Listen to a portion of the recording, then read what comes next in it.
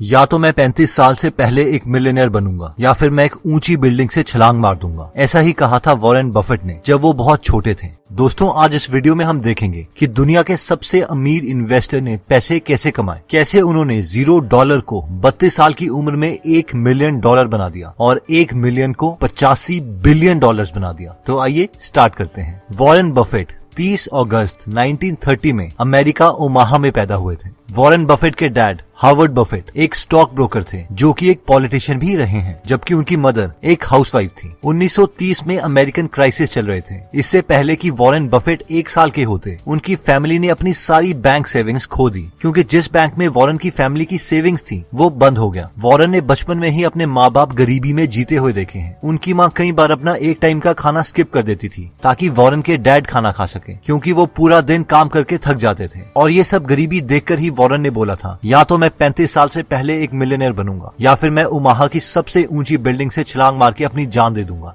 बचपन से ही Warren maths और नंबर्स के साथ बहुत अच्छे थे। स्पेशली वो हर किसी चीज में पैटर्न ढूंढ लेते थे। फॉर एग्जाम्पल, वो बचपन में अपने घर के सामने सारी गाड़ियों के नंबर्स देखते और रात को उन्हें एक कागज में लिखते रहते और ये देखते कि कौन सी कार सबसे ज्यादा बार उनके घर के सामने से गुजरती है। एक बार वॉरेन ने देखा कि एक आदमी उनके घर के सामने लगी मशीन से कोल्ड ड्रिंक ले रहा है और उस मशीन में कोल्ड ड्रिंक्स के ढक्कन पड़े हैं। वॉरेन बफेट ने हफ्तों तक हर रोज वो सारे ढक्कन उठाए और देखा कि लोग सबसे ज्यादा कौन सी कोल्ड ड्रिंक पीते हैं। ढक्कनों को काउंट करने के बाद उन्हें पता चला कि लोग कोका कोला ज्यादा प्रेफर करते हैं। और बहुत सालों के बाद अपने इन्वेस्टिंग करियर में इसी नॉलेज की वजह से उन्होंने कोका कोला के काफी शेयर्स भी खरीद लिए थे। जब वॉरेन बफेट 10 साल के थे और बेंसन लाइब्रेरी में बुक्स पढ़ रहे थे तो उन्हें एक बुक दिखाई दी जिसका टाइटल था 1000 तरीके $1000 कमाने के। उस बुक में पैसे कमाने के काफी आइडियाज दिए थे, लेकिन उनमें से एक आइडिया वॉरेन को बहुत पसंद आ गया और वो आइडिया था कि आप वेइंग मशीन लगा के भी $1000 कमा सकते हैं। आइडिया ये था कि एक मशीन को लगा के उससे जितने पैसे आएंगे उससे दूसरी मशीन खरीद ली जाए और हर बार प्रॉफिट को खर्च करने के बजाय री इन्वेस्ट किया जाए। ये देखते ही वो 7 साल का बच्चा वॉरेन बफेट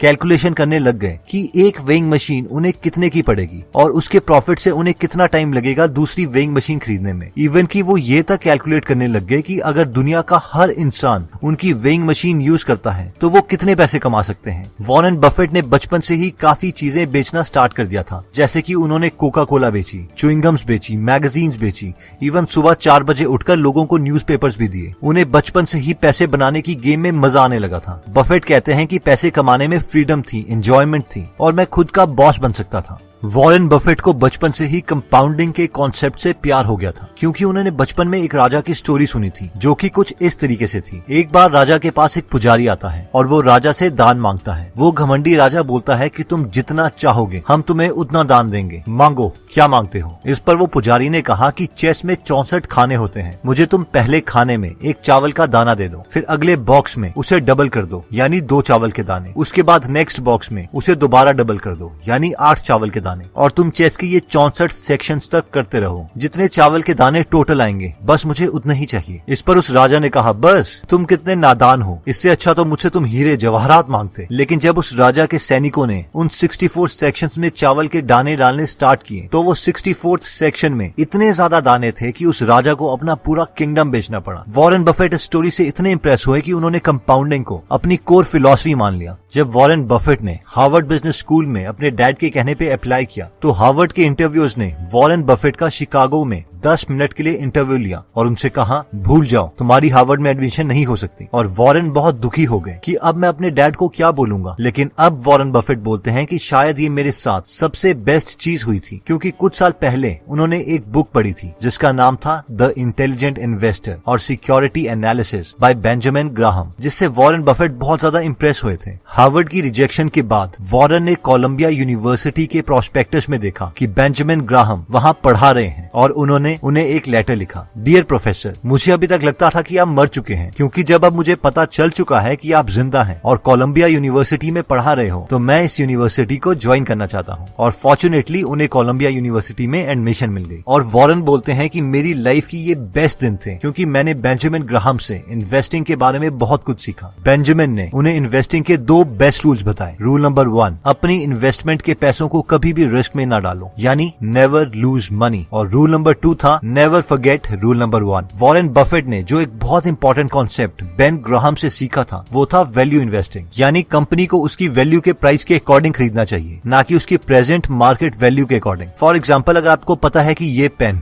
10 रुपए का है और कल को अगर मार्केट आपको वो पेन 20 का बेचती है तो उसे खरीदना नहीं चाहिए बल्कि वेट करना चाहिए, और जिस दिन वही पेन मार्केट आपको 5 रुपए का ऑफर करने लगे तो उसी वक्त उसे खरीद लेना चाहिए। और जैसे ही मार्केट दोबारा से उस पेन को 10 रुपए का बेच रही हो तो आपको भी वो खरीदा हुआ पेन मार्केट में दोबारा 10 रुपए का बेच देना चाहिए और प्रॉफिट कमा लेनी चाहिए। अब यही फिलॉसफी बफेट ने बड़ी कंपनियों के शेयर्स को खरीदने के लिए यूज करी और बहुत पैसे कमाए। 1956 में वॉरेन ने 25 साल की उम्र में खुद की एक पार्टनरशिप फर्म खोली जिसमें उनके साथ 7 पार्टनर्स थे। मैक्सिमम पार्टनर्स उन्हीं की फैमिली में से थे। सिर्फ 6 साल में यानी 1962 में वो अपने $1,05,000 को अपनी पार्टनरशिप फर्म की मदद से $7 मिलियन में कन्वर्ट कर चुके थे, जिसमें से $1 मिलियन बफेट के थे। यानी सिर्फ 32 साल की उम्र में ही वो एक मिलियनर बन चुके थे। और फॉर्चुनेटली उन्हें एक ऊंची बिल्डिंग से कूदना नहीं पड़ा जैसे कि उन्होंने बचपन में प्रॉमिस किया था। मार्केट में शेयर्स का प्राइस बढ़ रहा था और सस्ते शेयर्स खरीदना मुश्किल हो रहा था, इसलिए बफेट ने कुछ सालों में अपनी पार्टनरशिप फर्म बंद कर दी। वॉरेन को पब्लिक स्पीकिंग से बहुत डर लगता था। वो कहते हैं कि उस वक्त अगर मैं स्टेज में चला जाऊं तो मुझे लगता था कि मैं वॉमिट कर दूंगा। फिर उन्होंने न्यूज़पेपर में डेल कार्नेगी का एक पब्लिक स्पीकिंग कोर्स देखा और उन्होंने वो कोर्स ज्वाइन कर लिया। वॉरेन बफेट के अकॉर्डिंग इससे उनको आगे की प्रोफेशनल लाइफ में एक बहुत बड़ा जंप मिला। वॉरेन बफेट कहते हैं कि इस कोर्स से उन्हें इतना कॉन्फिडेंस भी आ गया था कि उन्होंने उस वक्त अपनी गर्लफ्रेंड सुजैन को शादी के लिए प्रपोज कर दिया और उनसे शादी कर ली। इसके बाद बफेट की लाइफ में एंट्री हुई उनके एक क्लोज पार्टनर चार्ल्स मंगर की। चार्ल्स मंगर से मिलने से पहले वॉरेन की इन्वेस्टमेंट फिलॉसफी ये थी कि ऐसी कंपनी खरीदो जिसकी एक्चुअल वैल्यू तो ज्यादा हो लेकिन बैड मैनेजमेंट की वजह से वो अभी सस्ते में मिल रही हो, और जब बाद में उस कंपनी की वैल्यू बढ़ जाए उस वक्त उसके मार्केट शेयर्स बेच दो और प्रॉफिट कमा लो। लेकिन चार्ल्स मंगर से मिलने के बाद बफेट की ये इन्वेस्टमेंट स्ट्रेटेजी बन गई कि ऐसी कंपनीज खरीदो जो क्वालिटीज कंपनी हो और जिन्हें बाद में बेचने की जरूरत ही ना पड़े, क्योंकि उस कंपनी की वैल्यू खुद ही कंपाउंड होके बाद में बढ़ जाएगी और हमें वो कंपनी प्रॉफिट कमा के देगी। और इसी फिलॉसफी की वजह से बफेट ने Coca Cola, American express, Gillette जैसी कंपनीज के शेयर खरीदे और बहुत प्रॉफिट कमाया। इससे कुछ साल पहले बफेट ने एक कंपनी के काफी शेयर्स खरीद लिए थे जिसका नाम था बर्कशायर हैथवे, जो कि एक टेक्सटाइल कंपनी थी। जब बफेट इस कंपनी के काफी शेयर्स खरीद चुके थे उस वक्त इस कंपनी का पूरा कंट्रोल बफेट के हाथ में आ गया और वो बर्कशायर हैथवे के चेयरमैन बन गए। बफेट ने बर्कशायर के यूजलेस एसेट्स बेचना स्टार्ट कर दिया और फाइनली टेक्सटाइल का काम बंद करके उसे एक इन्वेस्टिंग फर्म बना दिया जिससे उन्होंने बहुत ही पैसे कमाए। आज भी वॉरेन बफेट का मैक्सिमम पैसा बर्कशायर हैथवे में ही है। दोस्तों, वॉरेन बफेट ने एक सिंपल आइडिया लिया, कंपाउंडिंग, और उससे अपनी पूरी लाइफ फॉलो किया और आज 2019 में वॉरेन बफेट की नेट वर्थ $85 बिलियन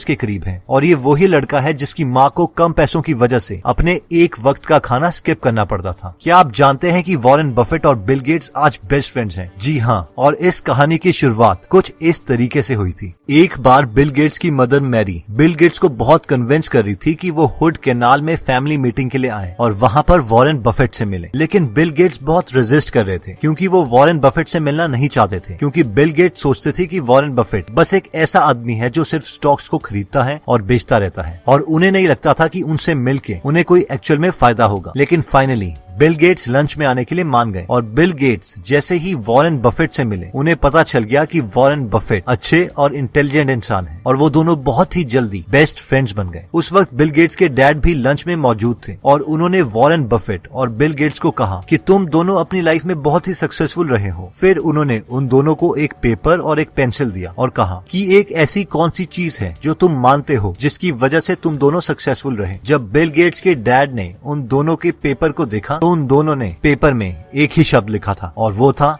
फोकस। आज भी बिल गेट्स और वॉरेन बफेट दोस्त हैं और वॉरेन बफेट ने साल 2018 में $3.4 बिलियन बिल और मेलिंडा गेट्स फाउंडेशन में डोनेट कर दिए। इतना ही नहीं, वॉरेन बफेट ने ये भी प्रॉमिस किया है कि वो मरने के बाद अपनी वेल्थ का 99% डोनेट कर देंगे और अपने बच्चों को अपनी वेल्थ का बहुत ही कम हिस्सा देंगे, क्योंकि वो जानते हैं कि बिना मेहनत के मिले पैसे से उनके बच्चों की लाइफ इंप्रूव नहीं होगी बल्कि वो बर्बाद ही होंगे। दोस्तों, वॉरेन बफेट आज भी बहुत ही सिंपल लाइफ जीते हैं। वो एक मिडिल क्लास घर में रहते हैं, मिडिल क्लास खाना खाते हैं और एक मिडिल क्लास गाड़ी चलाते हैं। बर्कशायर हैथवे में शुरू में उनके पास सिर्फ 25 एम्प्लॉइज थे। बेशक अब बर्कशायर में बहुत से एम्प्लॉइज हैं, लेकिन वो शुरू के 25 एम्प्लॉइज आज भी उन्हीं के साथ काम करते हैं। वॉरेन कहते हैं कि मैं अपने हर एक एम्प्लॉय और हर एक शेयर होल्डर को एक पार्टनर मानता हूँ, एक फैमिली मेंबर की तरह ट्रीट करता हूँ। वो हमेशा बोलते हैं कि मैं बहुत खुश हूँ क्योंकि मैं अपनी लाइफ में वो गेम खेल रहा हूँ जिससे मुझे प्यार है। मुझे पैसों से प्यार नहीं है, बस इन्वेस्टिंग की गेम से प्यार है। अगर मुझे पैसों से प्यार होता तो मैं महंगी गाड़ी खरीदता, लेकिन मैं ऐसा कुछ नहीं करता।